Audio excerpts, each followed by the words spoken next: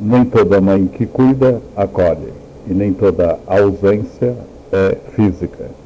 Muitas vezes ela é emocional. Hoje vamos falar sobre um tema delicado, profundo e muitas vezes silencioso: o impacto das mães narcisistas na formação psíquica dos filhos. Essa não é uma palestra sobre culpabilizar mães. É sobre compreender dinâmicas inconscientes, repetições transgeracionais e as marcas que se inscrevem na subjetividade. Muitas pessoas carregam feridas invisíveis, uma sensação crônica de nunca ser suficiente, dificuldade em sentir que merecem amor sem conquistar, ou a estranha sensação de que seus sentimentos nunca foram realmente vistos. Vamos dar nome a isso, com respeito e rigor psicanalítico. O que é narcisismo? Narcisismo normal versus patológico. Freud, 1914. Todo ser humano passa por um momento de narcisismo primário. Sua Majestade, o bebê. Os pais depositam nesse filho o narcisismo que tiveram de renunciar. Isso é saudável quando equilibrado.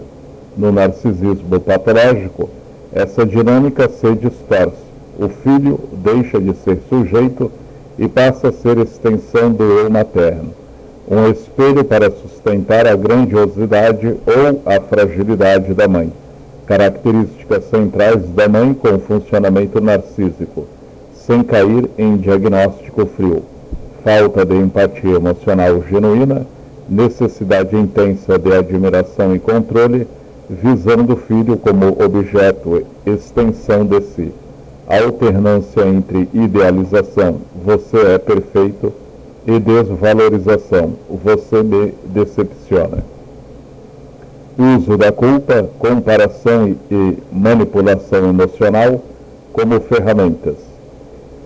Dinâmicas inconscientes na relação mãe-filhos. O filho como objeto narcísico. A mãe não vê o filho como um sujeito separado com desejos próprios, mas como algo que deve confirmar sua imagem idealizada. Papéis impostos na família. Triangulação emocional. Filho dourado, carregado de expectativas irreais, usado para exibir sucesso. Filho bode expiatório, recebe as projeções de fracasso, raiva e inadequação da mãe. Rivalidade entre irmãos fomentada inconscientemente. Mecanismos de defesa da mãe que ferem o filho. Projeção.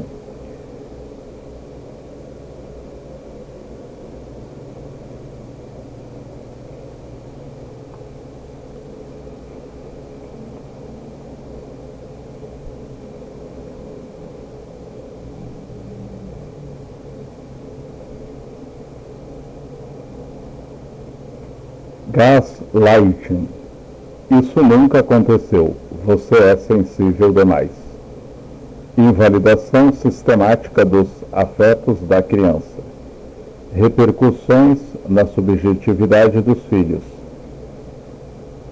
Aqui está o coração da palestra, dividida em infância, adolescência e vida adulta.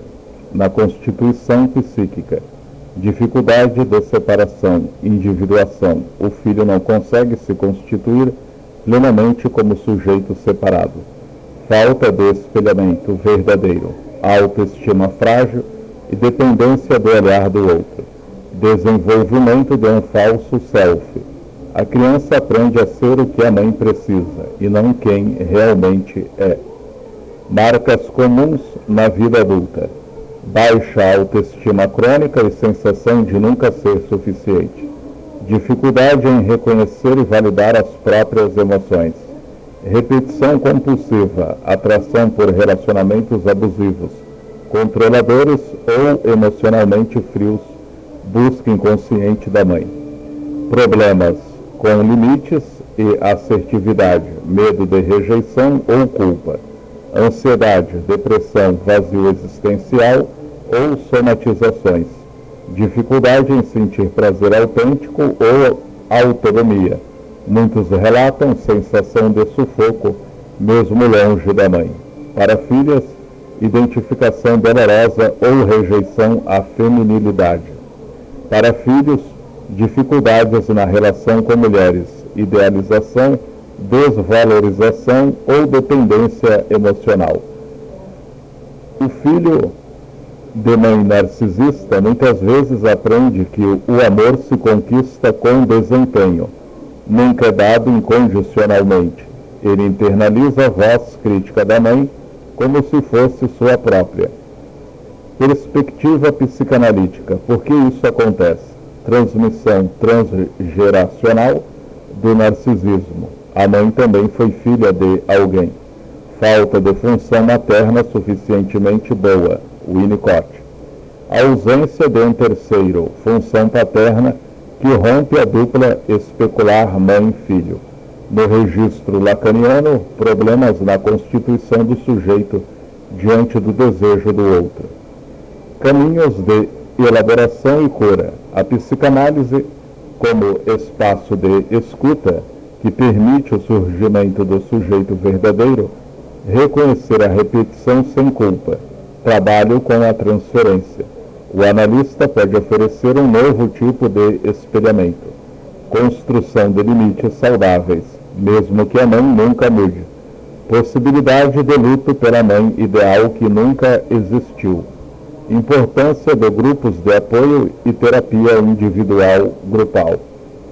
Não se trata de cortar laços necessariamente, mas de cortar a identificação que aprisiona. É possível amar sem se anular. É possível se tornar sujeito, mesmo tendo sido tratado como objeto.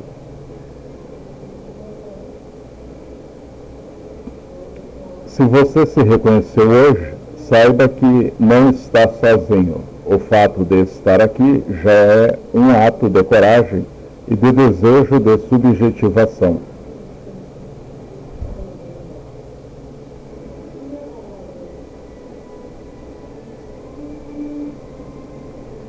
O que é o narcisismo na perspectiva psicanalítica? Queridos amigos e amigas, vamos começar pelo começo. Na psicanálise, o narcisismo não é simplesmente vaidade, arrogância ou alguém que tira muitas selfies. Não é um traço de personalidade chato. É algo muito mais profundo e estruturante. Como Freud nos ensinou em 1914, no seu clássico texto sobre o narcisismo, uma introdução. O narcisismo é um investimento libidinal voltado para o próprio eu. É a energia amorosa que direcionamos para nós mesmos. Quando esse investimento é saudável, ele é fundamental para construirmos uma autoestima sólida, uma sensação de valor interno e a capacidade de nos amarmos sem precisar destruir o outro. Freud já dizia que todos nós passamos por uma fase de narcisismo primário, aquele momento em que o bebê se sente o centro do universo. E isso é normal e necessário. O problema surge quando esse narcisismo se torna patológico. Heinz Kohut, um dos grandes pensadores da psicologia do self no século XX, aprofundou isso em seu livro A Análise do Self, de 1971.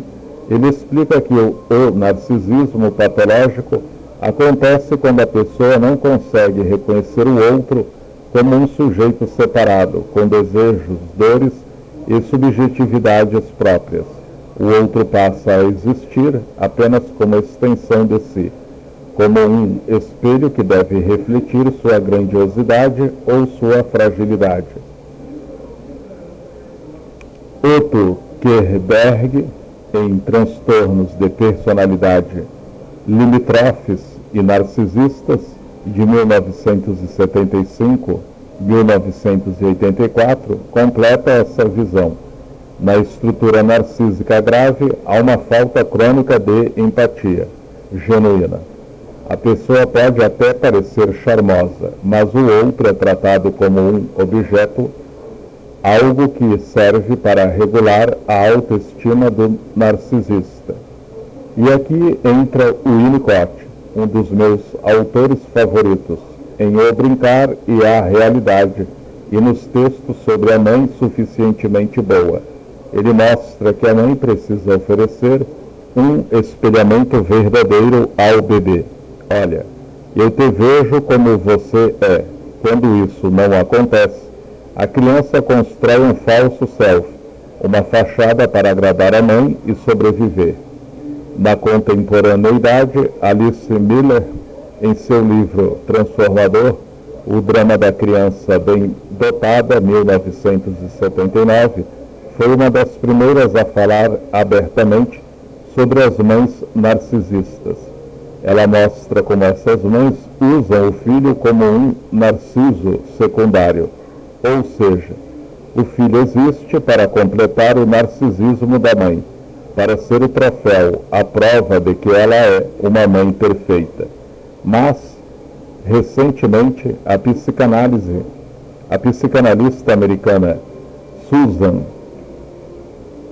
Forward, no livro Mães que Não Conseguem Amar, de 2013, e a brasileira Maria Cristina Poli, em seus trabalhos sobre transmissão psíquica intergeracional, reforçam: o narcisismo materno não é uma fase, é uma organização psíquica que marca profundamente a subjetividade do filho.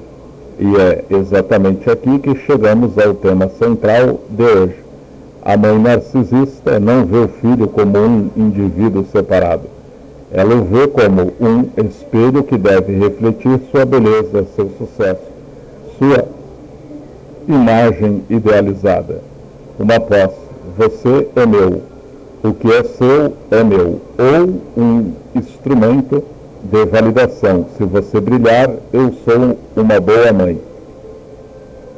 Na minha prática clínica, na clínica da mente, vejo isso com uma frequência que ainda me surpreende.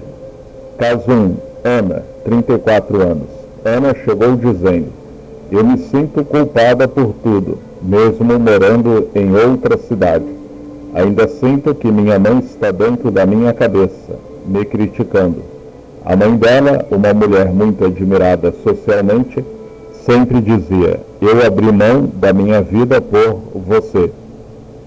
Ana era filha dourada, notas perfeitas, corpo perfeito, carreira perfeita. Quando decidiu fazer terapia e não psicologia, como a mãe queria, a mãe teve uma crise de choro e disse: depois de tudo que fiz por você, você me trai assim? Ana desenvolveu um falso self, tão forte que, aos 34 anos, ainda não sabia o que realmente queria da vida. Ela vivia para ser o espelho da mãe. Caso 2. Pedro, 29 anos. Pedro era o bode expiatório. A mãe narcisista projetava nele toda a raiva que sentia da própria vida. Qualquer erro dele era amplificado. Você é igual ao seu pai inútil. Pedro desenvolveu uma hiperresponsabilidade e uma dificuldade enorme em dizer não.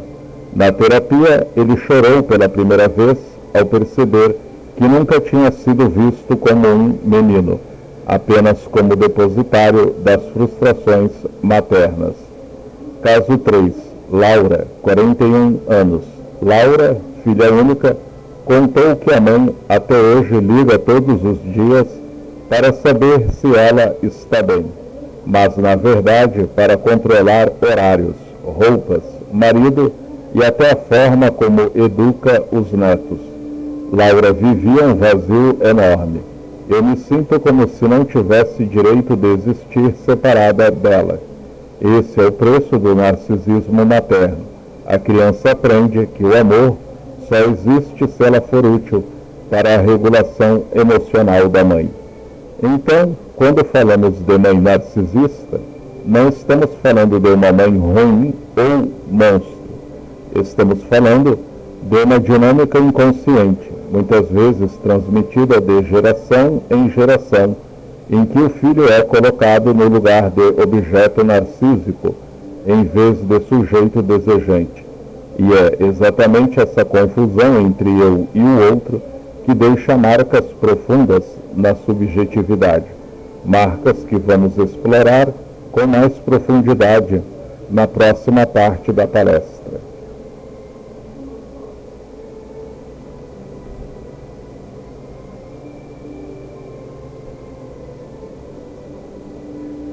Características da mãe narcisista. Agora que entendemos o que é o narcisismo na perspectiva psicanalítica, vamos olhar mais de perto como ela se manifesta no dia a dia de uma mãe com funcionamento narcísico.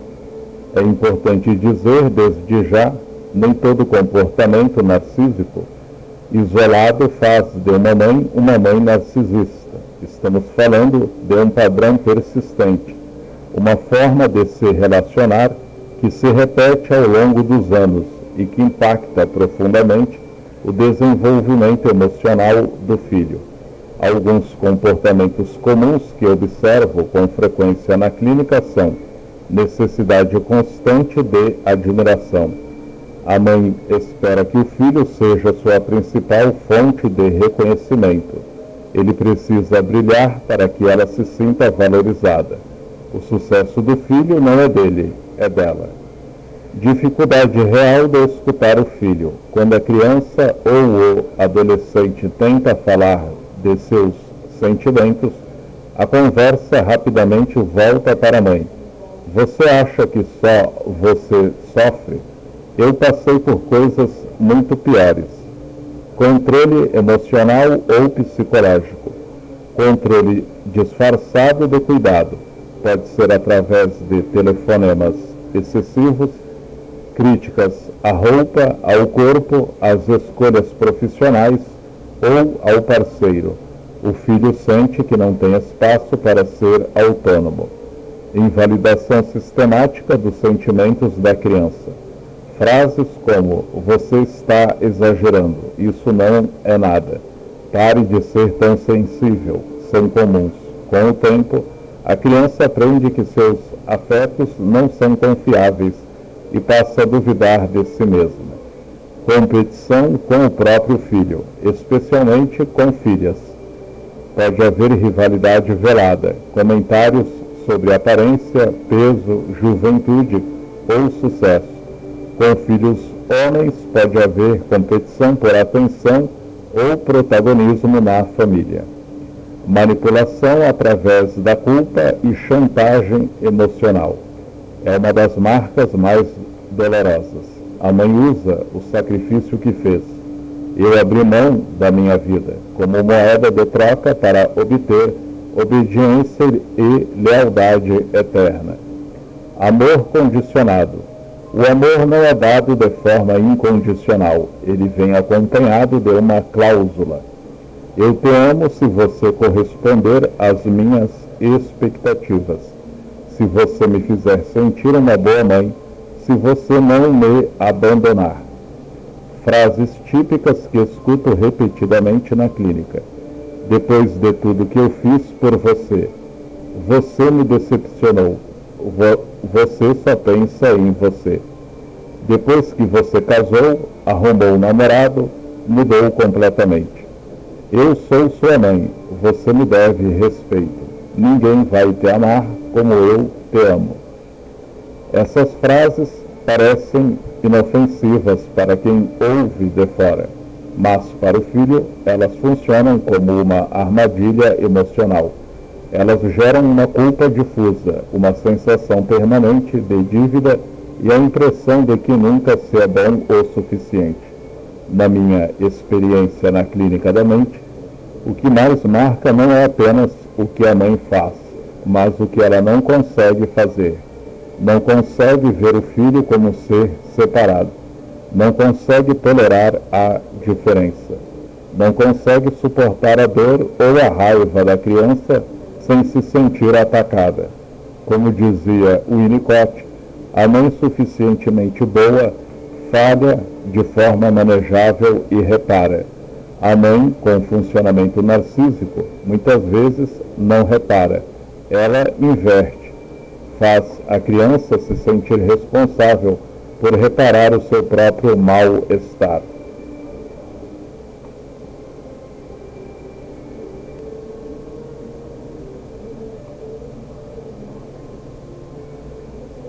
Susan Fairward, em Mães que Não Conseguem Amar, descreve isso como amor tóxico. Um amor que, em vez de nutrir, sufoca o desenvolvimento do verdadeiro self. E Alice Miller, em O Drama da Criança Bem Dotada, alerta: quando a criança é usada como extensão narcísica da mãe, ela aprende muito cedo a silenciar suas próprias necessidades para proteger a imagem da mãe. Esse silenciamento pode durar décadas. Quero deixar claro, muitas dessas mães também sofreram. Muitas foram criadas por avós igualmente narcisistas ou ausentes. Não estamos aqui para julgar ou condenar. Estamos aqui para compreender o ciclo e, principalmente, ajudar os filhos a romperem com ele.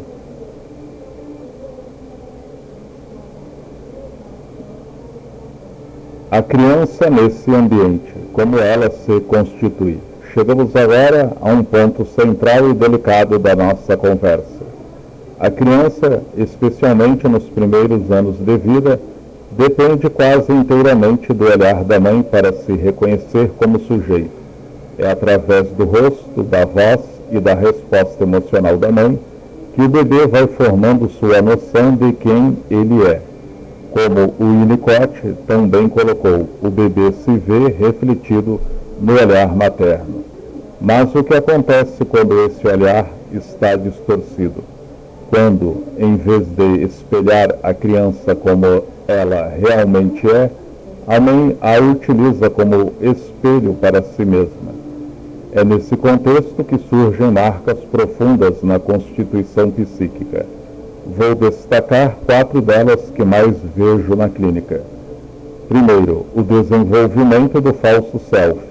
Quando a mãe não consegue oferecer um espelhamento verdadeiro, a criança rapidamente aprende que, para ser amada e para manter o vínculo, ela precisa se adaptar às expectativas maternas. Ela aprende a agradar constantemente, se adaptar para evitar conflitos, esconder suas emoções reais, seus desejos e até sua raiva. Surge então um eu artificial, o que o Winnicott chamou de falso self. Esse falso eu é uma defesa inteligente da criança para sobreviver emocionalmente. Ele protege o verdadeiro self, que fica escondido muitas vezes por décadas. Na prática, vejo adultos que funcionam perfeitamente no mundo externo, mas que no fundo sentem um vazio enorme. Eu sou boa em tudo, menos em ser eu mesma. Sentimento crônico de inadequação. Outra marca muito presente é a sensação permanente de nunca ser suficiente.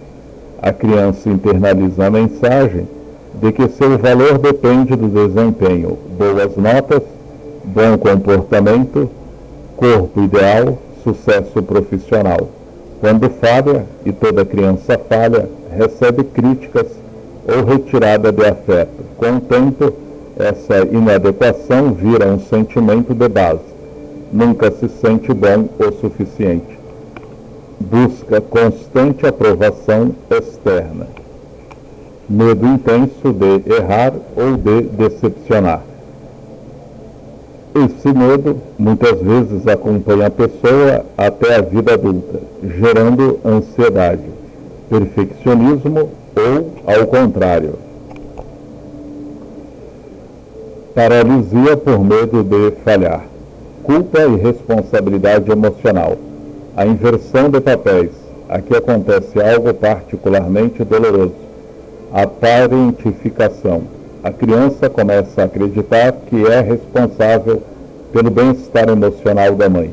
Ela aprende que precisa cuidar da mãe, acalmá-la, não a chatear, não a abandonar. Em vez de a mãe ser o porto seguro da criança, a criança vira o porto seguro da mãe. Essa inversão de papéis cria uma culpa difusa e profunda.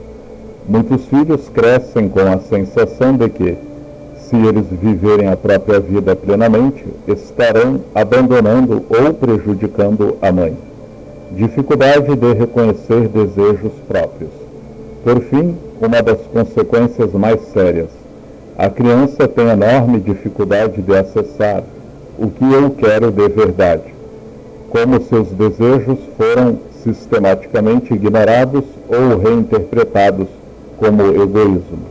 A pergunta, o que eu desejo, se torna estranha, ameaçadora ou simplesmente vazia. A vida passa a ser guiada pelo desejo do outro, primeiro da mãe, depois de parceiros, chefes, amigos. O sujeito vive em função de corresponder, de não decepcionar, de manter a harmonia, muitas vezes sacrificando sua própria vitalidade.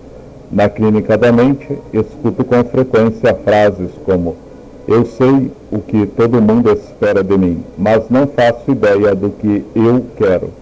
Tenho medo de escolher errado e magoar alguém. Se eu fizer o que realmente quero, sinto que estou sendo egoísta.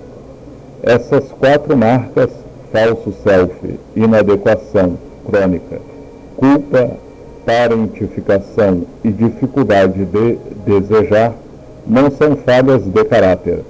São adaptações inteligentes de uma criança que tentou sobreviver em um ambiente onde seu verdadeiro self não era bem-vindo. Como dizia Alice Miller em O Drama da Criança Bem Dotada, a criança superdotada emocionalmente aprende muito cedo a silenciar suas necessidades para proteger a estabilidade emocional dos pais. E é exatamente por isso que, quando essas pessoas chegam à psicanálise, o trabalho muitas vezes começa com uma pergunta dolorosa, mas libertadora. Quem sou eu quando não preciso mais agradar?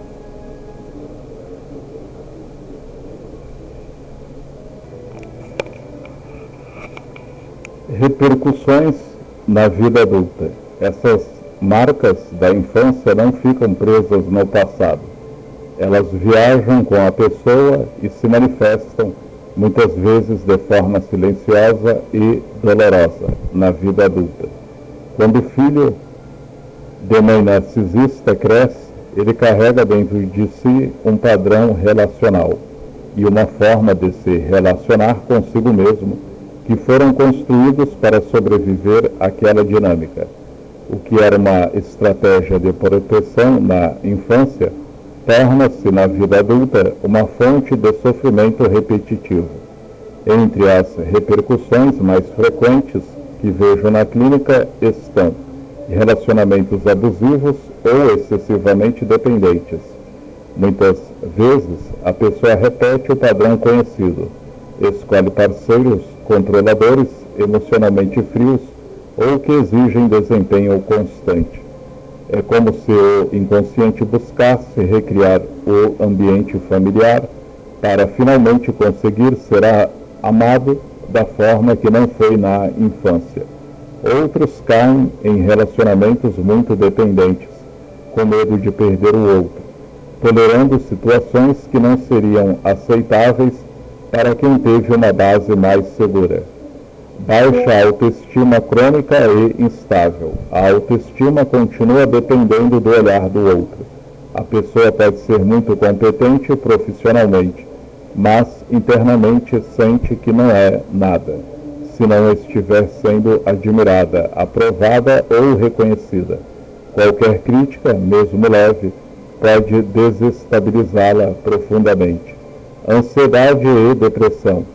A ansiedade surge frequentemente como medo constante de não corresponder ou de ser abandonada.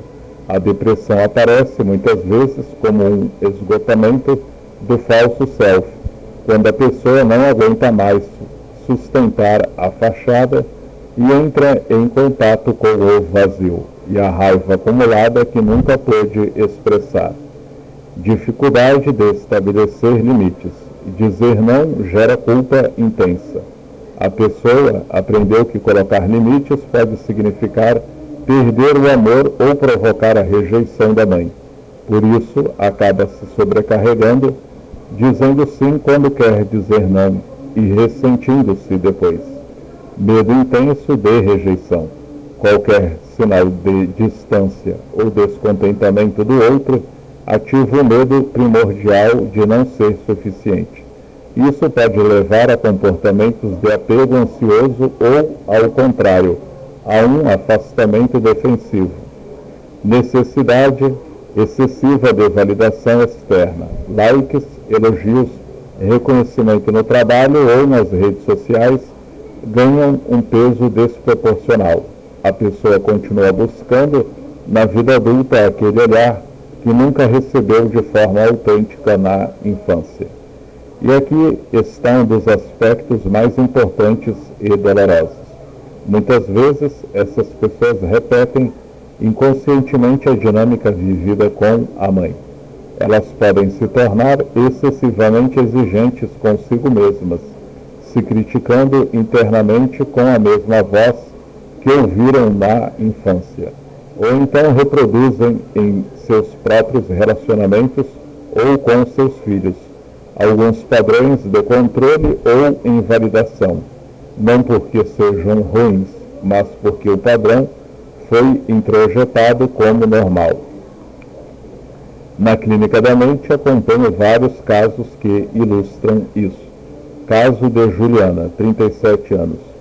Juliana era extremamente bem-sucedida na carreira, mas vivia relacionamentos turbulentos. Ela atraía parceiros narcisistas ou evitantes, repetindo a mesma sensação de nunca ser suficiente. Na terapia, percebeu que tolerava humilhações porque, no fundo, ainda tentava conquistar o amor incondicional que a mãe nunca lhe deu. Caso de Rafael, 31 anos. Rafael tinha pavor de decepcionar as pessoas. Dizia sim para todo mundo. Chefe, esposa, amigos. Acumulava tarefas e entrava em crises de ansiedade. Ele carregava a crença de que, se não cuidasse emocionalmente de todos, seria abandonado. Só na análise conseguiu ver que estava reproduzindo o papel de cuidador da mãe que aprendeu na infância. Essas repercussões não são sentenças definitivas, elas são repetições compulsivas, que a psicanálise nos ajuda a reconhecer, nomear e aos poucos elaborar. Como Freud nos ensinou, o que não é conscientizado tende a se repetir. E como o Winnicott mostrou, só quando o verdadeiro self encontra um ambiente seguro, o suficiente para surgir, é que a pessoa pode começar a viver a partir de si, e não mais apenas em função do outro.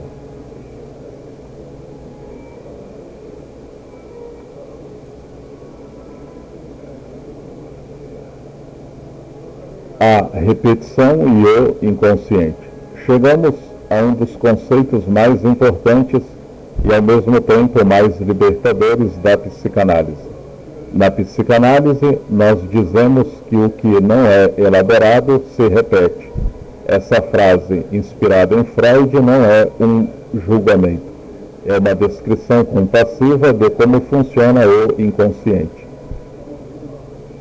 Freud chamou isso de compulsão à repetição, em 1920, no texto Além do Princípio do Prazer. Ele observou que as pessoas tendem a repetir, de forma inconsciente, situações dolorosas do passado, não porque gostem de sofrer, mas porque o psiquismo tenta, de um modo compulsivo, dominar ou elaborar algo que não foi simbolizado ou trabalhado. No caso dos filhos de mães narcisistas, essa repetição aparece de formas muito específicas. O sujeito pode, buscar parceiros narcisistas ou emocionalmente indisponíveis, repetindo a mesma dinâmica de ter que conquistar amor e atenção que nunca foi dada de forma gratuita.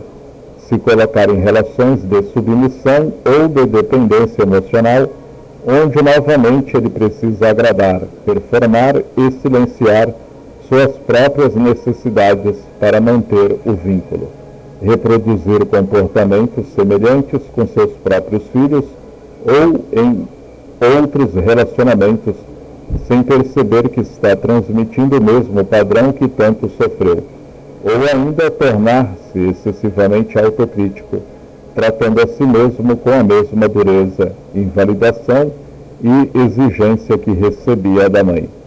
É como se o inconsciente dissesse: se eu conseguir fazer diferente dessa vez, talvez consiga resolver o que não foi resolvido na infância. Mas, na prática, sem consciência, o que acontece é a repetição do sofrimento. Na clínica da mente, vejo isso com frequência. Deixo 2 exemplos breves. Caso de Carla, 42 anos. Carla vinha de uma mãe extremamente controladora e crítica. Na vida adulta, ela se casou com um homem que a criticava constantemente e controlava suas roupas, amigos e gastos. Quando perguntei o que a fez se apaixonar por ele no início, ela respondeu: ele me dava atenção quando eu fazia tudo certo. Só na análise ela conseguiu ver que estava repetindo a mesma busca desesperada por aprovação que tinha com a mãe. Caso de Marcos, 35 anos. Marcos era muito exigente com a própria filha, de 8 anos. Cobrava notas perfeitas, postura e bom comportamento.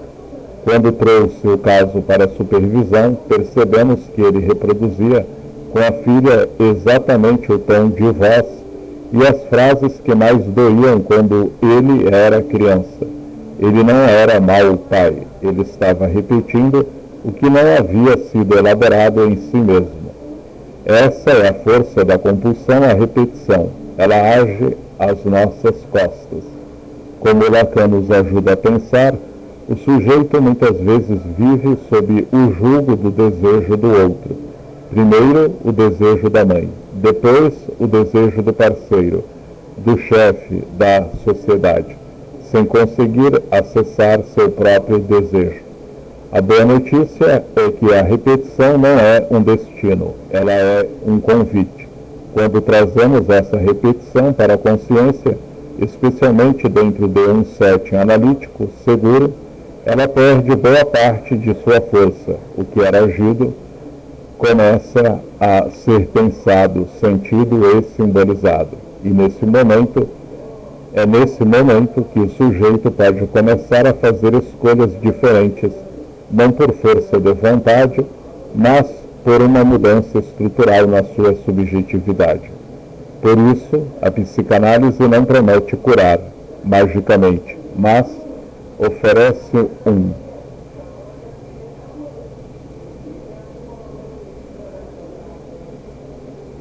espaço de transformação real, o lugar onde o ciclo pode ser interrompido e uma nova forma de viver pode ser construída.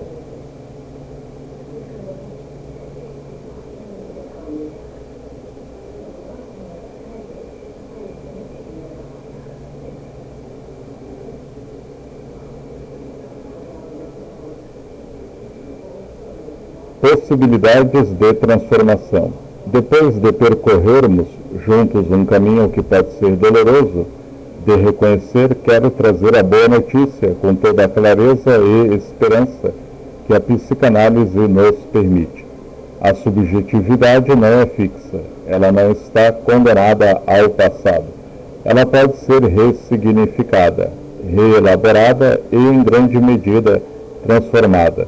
O ser humano tem uma capacidade impressionante de se reinventar quando encontra um espaço seguro para falar, sentir e pensar o que antes era apenas repetido ou calado.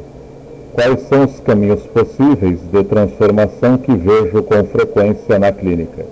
Primeiro, o processo analítico.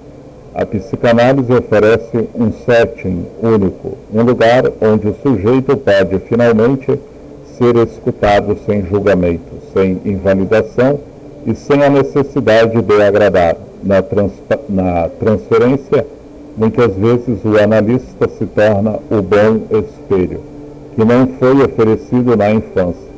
Ali, o falso self pode, aos poucos, dar espaço ao verdadeiro self. Não é rápido, não é fácil, mas é profundo e duradouro. É o lugar onde a repetição compulsiva pode ser colocada em palavras e perder sua força automática.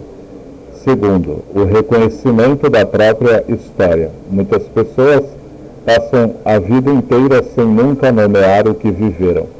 Quando conseguimos dizer eu tive uma mãe narcisista ou eu fui usado como extensão dela, algo se move. Esse reconhecimento não é para culpar, mas para liberar.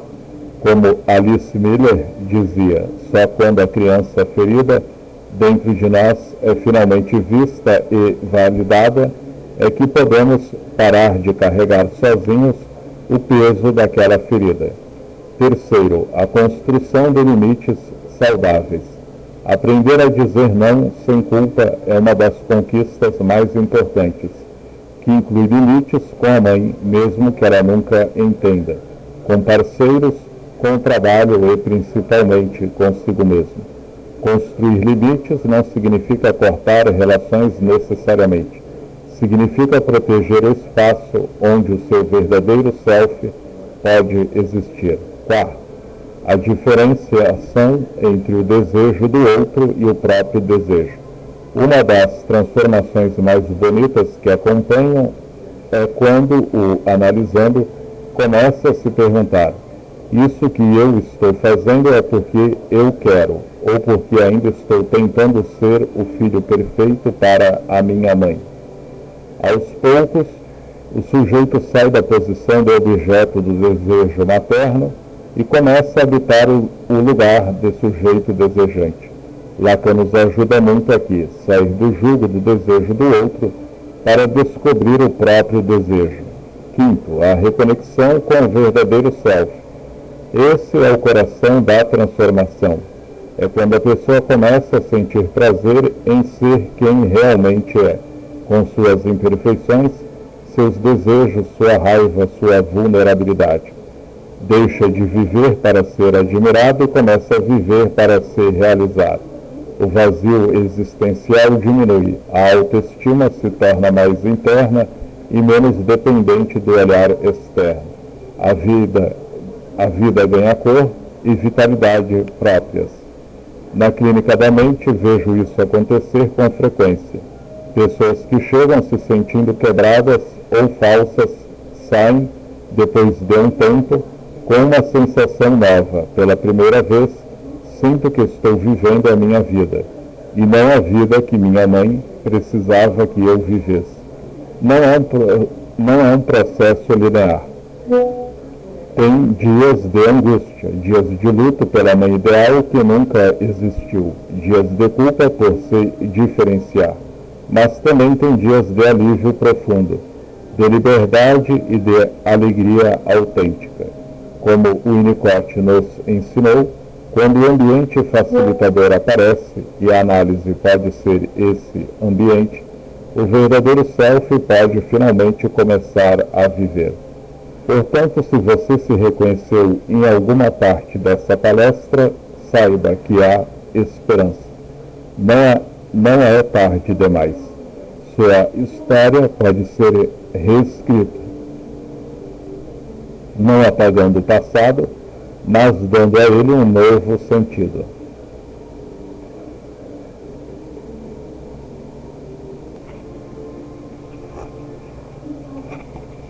Outros transtornos de personalidade materna e suas repercussões na subjetividade dos filhos. Até aqui falamos com profundidade sobre o funcionamento narcisista materno. No entanto, Na prática clínica da clínica da mente, observamos que nem sempre o sofrimento dos filhos vem exclusivamente de uma estrutura narcisista. Existem outros transtornos de personalidade maternos que também deixam marcas significativas na constituição psíquica dos filhos.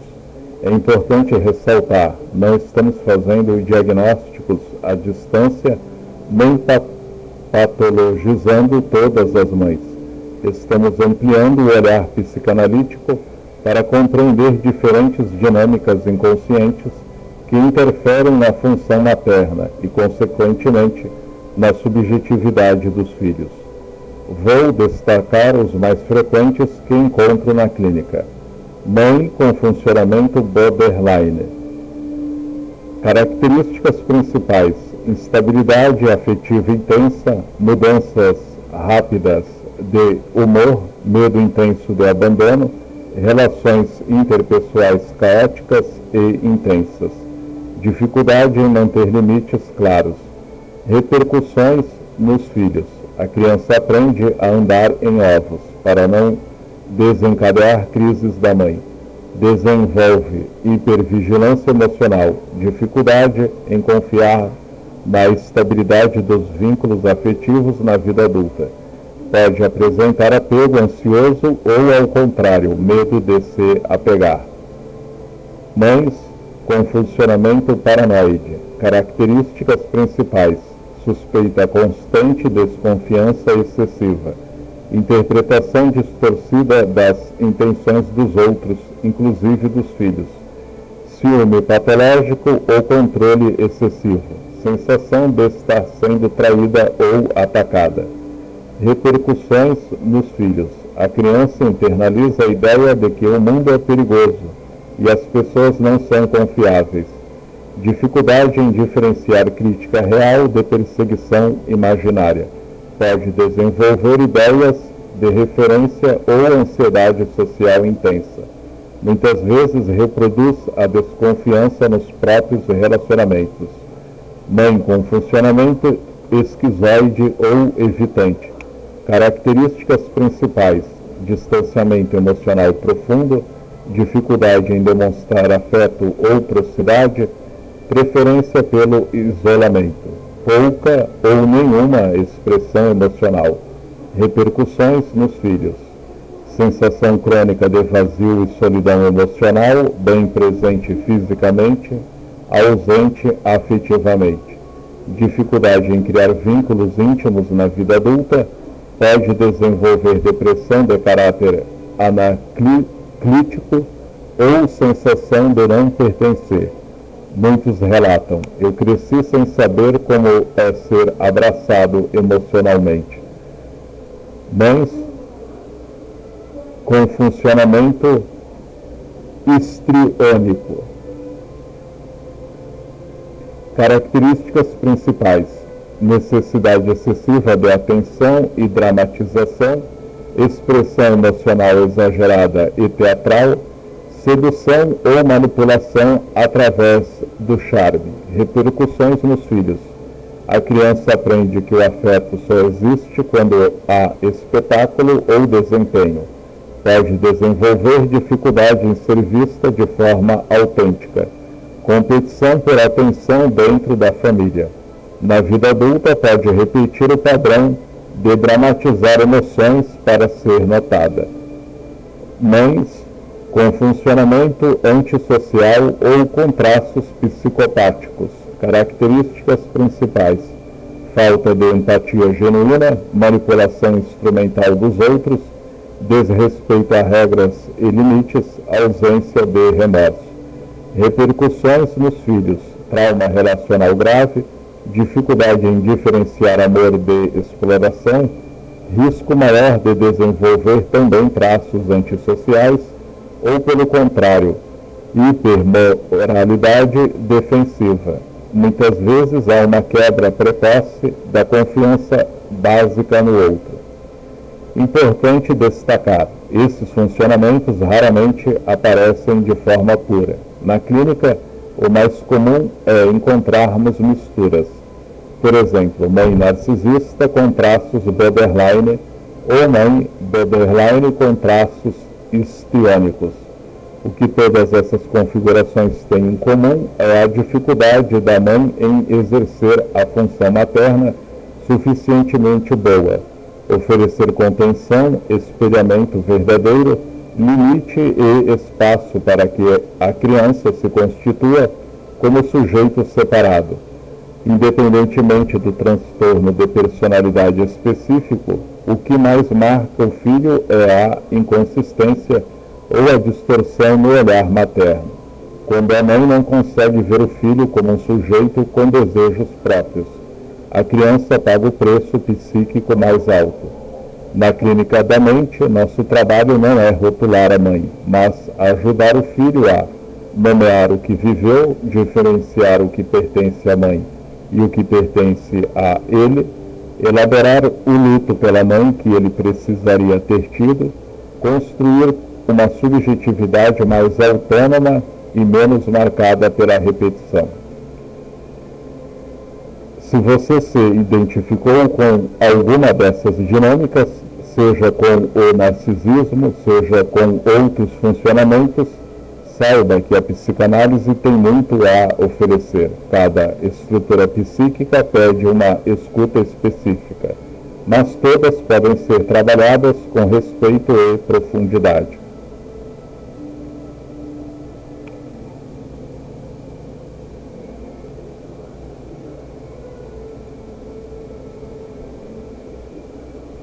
Exemplos clínicos. Exemplo 1. Mãe narcísica clássica.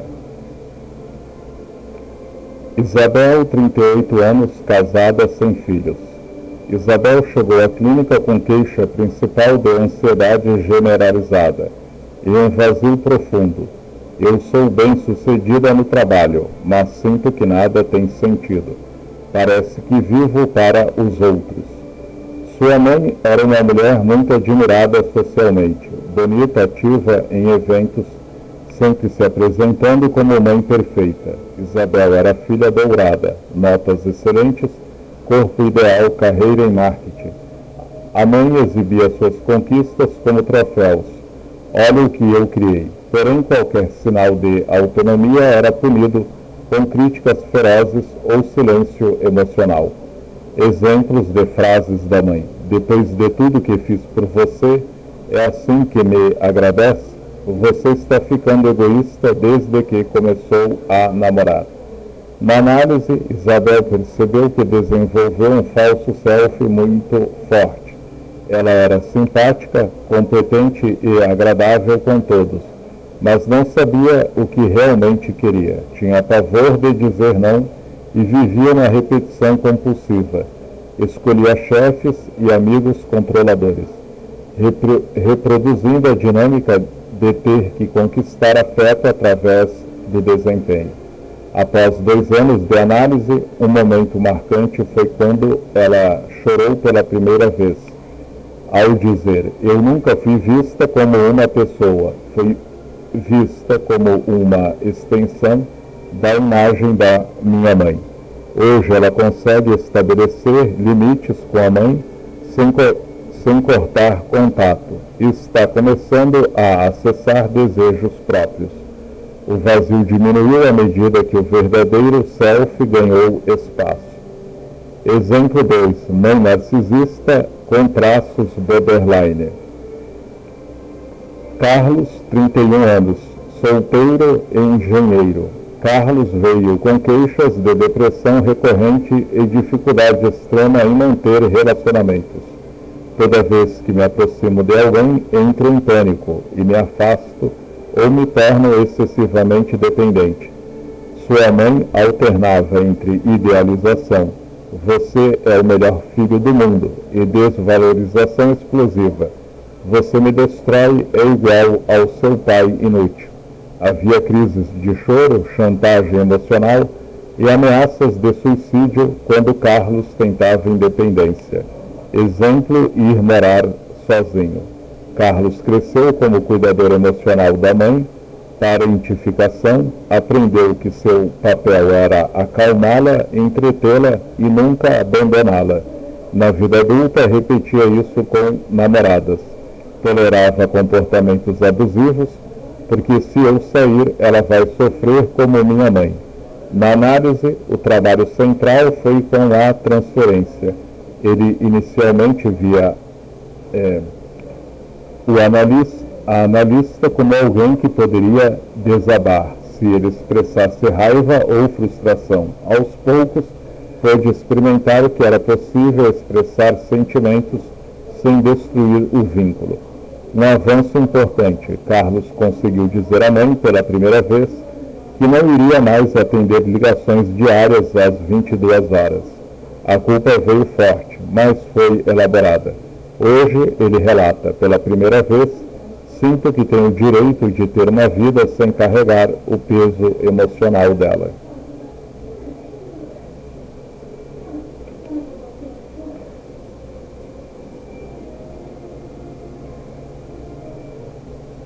Exemplo 3. Mãe com funcionamento histriônico.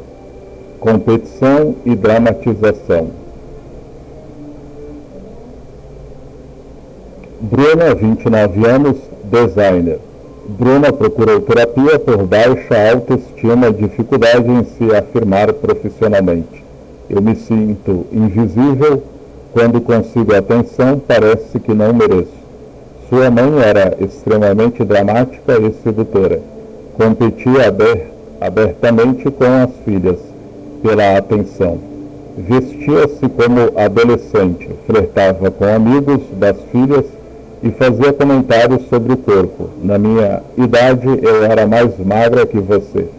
Qualquer conquista de Bruna era minimizada ou apropriada. Eu que te ensinei isso. Bruna desenvolveu uma sensação de que só existia amor quando havia espetáculo. Na vida adulta, ela dramatizava emoções para ser notada nos relacionamentos, reproduzindo o padrão materno, ou então se anulava completamente.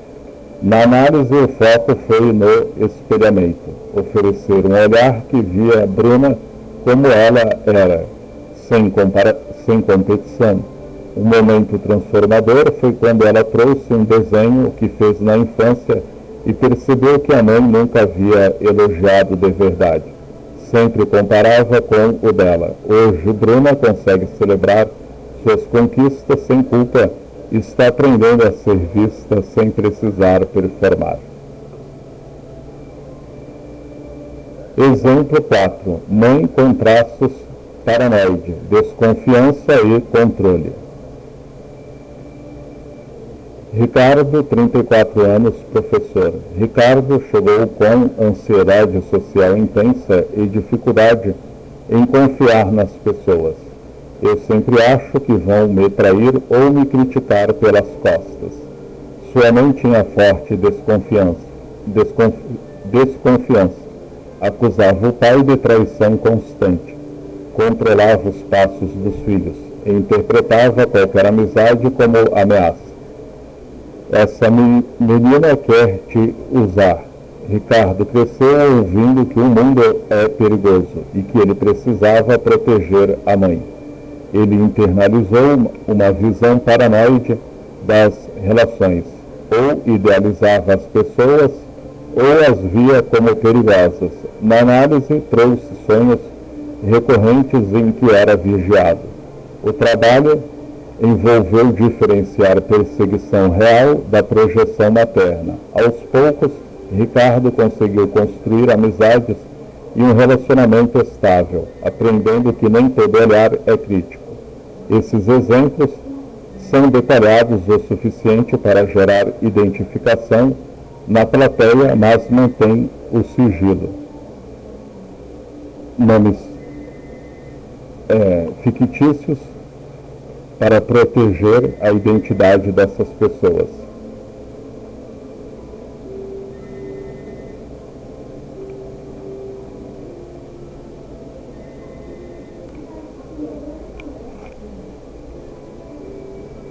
Chegamos ao final desta palestra. Hoje percorremos juntos um território delicado e muitas vezes silencioso. Falamos sobre o narcisismo na perspectiva psicanalítica.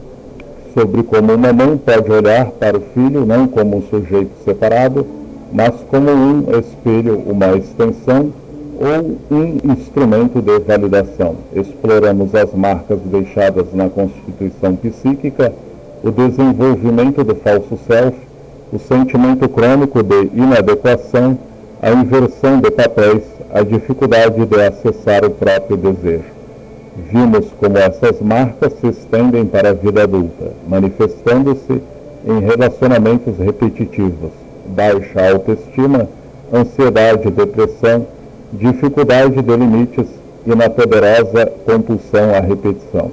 Falamos também de outros funcionamentos maternos, borderline, paranoide, histriônico, esquizoide, que de formas diferentes também podem comprometer a função materna e deixar cicatrizes profundas na subjetividade dos filhos. Mas, acima de tudo, não viemos aqui apenas para nomear o sofrimento. Viemos para dizer que esse sofrimento pode ser elaborado. A psicanálise nos ensina que nada está escrito em pedra. O inconsciente não é um destino, é um convite.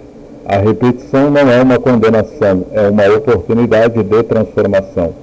A subjetividade não é fixa, ela pode ser ressignificada quando encontra um espaço de escuta verdadeira.